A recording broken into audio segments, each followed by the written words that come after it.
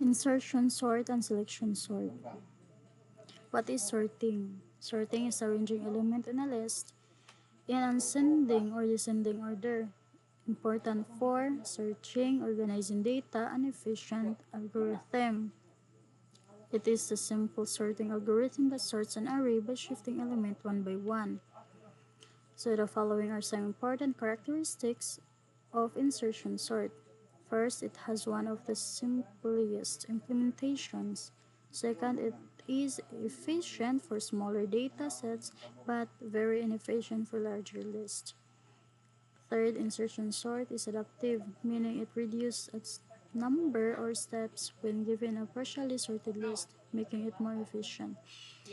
Fourth, it is better than selection sort and bubble sort algorithm. Fifth, its complexity is small, like bubble sort. It only requires one extra memory space. Sixth, it is stable, meaning it does not change the order of elements with equal value. So, ang insertion sort is mas dali siya. Mas better siya sa uban nga sort algorithm like sa selection sort, bubble sort algorithm. Ang insertion sort kasi okay siya labi na sa gagmay nga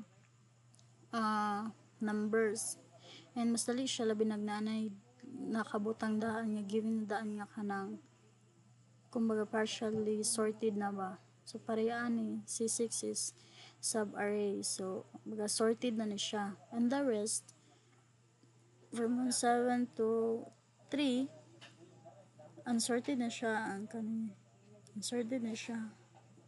So we have 1, 2, 3, 4, 5, 6, 7, 8 our element na diri so si 6 sorted na karon kuhaon man nato ang ano man diri is as from descending to ascending. So kung paggamay to padako or padako to pagamay.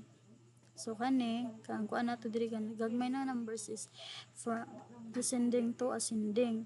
So kani siya kuhaon ni siya kung asang pinakagamay iyahang pangitaon, then i-select niya asang pinakagamay mo to iyahang i-remove and i-compare pa ni ang pinakagamay compare na niya sa pinakauna nga sorted na nga array numbers sub like ano sa sub-array nga number 6 ang 1 i-compare ni siya sa 6 kung ang 1 ba is dako ba sa 6 kung dili si 1 i-remove ni siya kuhaon, then si 6 mo-move ni siya, then si 1 mauna pod ang mupuli kung asa nabutang si 6. So si 1 na siya sa diri sa 0. Tapos pangitaon na pod sa pinakagamay hapon. So si 2 diri compare na po na siya diri sa 6 kung asa nakabutang si 6 kung mas dako ba si 2 kaysa kan 6 kung dili i-remove na po si 2 si 6 is i-move na po then insert na po si 2 kung asa nakabutang si 6 kay si 6 na move naman siya move man po ang 4 move po ang 7 then another 3 na po kuhaon ang 3 i-compare na pod siya sa 6 kung si kuan ba 3 mas dako ba kan 6 kung dili remove then ang musibog man yung 5, 8, 9 4, 7 si 6 musibog na po din dira na po ma-insert si 3 so ang 1, 2, 3 sorted na siya and the rest na po ang 6 Diyos ko Lord